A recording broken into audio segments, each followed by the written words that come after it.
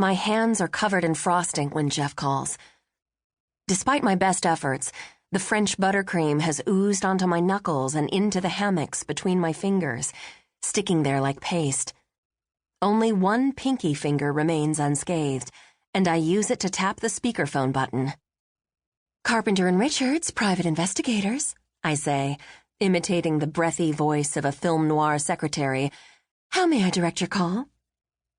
Jeff plays along, his tough guy tone pitched somewhere between Robert Mitchum and Dana Andrews. "Put Miss Carpenter on the horn. I need to talk to her pronto."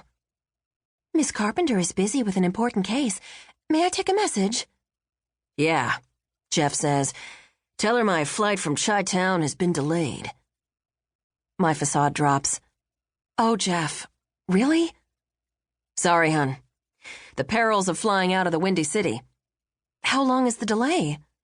"Anywhere from 2 hours to maybe I'll be home by next week," Jeff says. "I'm at least hoping it's long enough for me to miss the start of baking season." "No such luck, pal." "How's it going, by the way?" I look down at my hands. Messy. Baking season is Jeff's name for the exhausting stretch between early October and late December, when all those dessert-heavy holidays arrive without reprieve. He likes to say it ominously, raising his hands and wiggling his fingers like spider legs. Ironically, it's a spider that's caused my hands to be coated in buttercream. Made of double dark chocolate frosting, its stomach teeters on the edge of a cupcake, while black legs stretch across the top and down the sides. When I'm finished, the cupcakes will be posed, photographed, and displayed on my website's roster of Halloween baking ideas. This year's theme is Revenge of the Yummy. "How's the airport?" I ask. "Crowded. But I think I'll survive by hitting the terminal bar." "Call me if the delay gets any worse," I say. "I'll be here, covered in icing."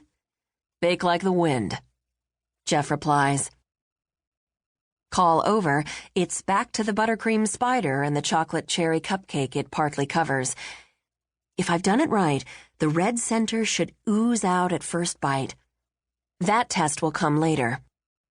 Right now, my chief concern is the outside. Decorating cupcakes is harder than it seems, especially when the results will be posted online for thousands to see. Smudges and smears aren't allowed. In a high-def world, flaws loom large. Details matter.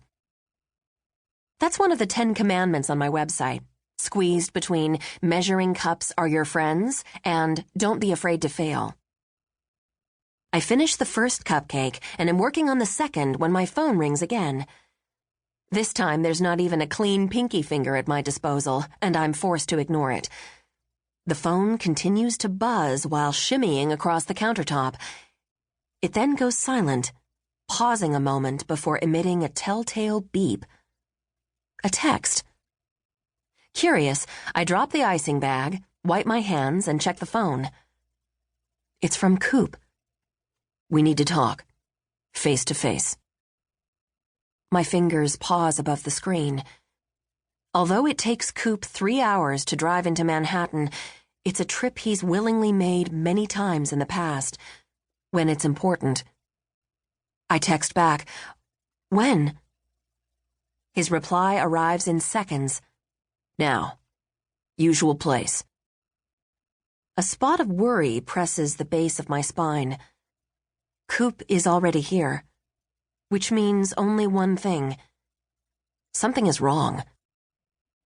Before leaving, I rush through my usual preparations for a meeting with Coop. Teeth brushed, lips glossed, tiny Xanax popped. I wash the little blue pill down with some grape soda drunk straight from the bottle. In the elevator, it occurs to me that I should have changed clothes. I'm still in my baking wear. Black jeans, one of Jeff's old button-downs, and red flats. All bare flecks of flour and faded splotches of food coloring.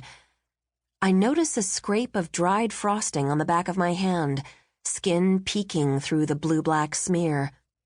It resembles a bruise. I lick it off. Outside on 82nd Street, I make a right onto Columbus, already packed with pedestrians. My body tightens at the sight of so many strangers. I stop and shove stiff fingers into my purse, searching for the can of pepper spray always kept there. There's safety in numbers, yes, but also uncertainty. It's only after finding the pepper spray that I start walking again, my face puckered into a don't bother me scowl.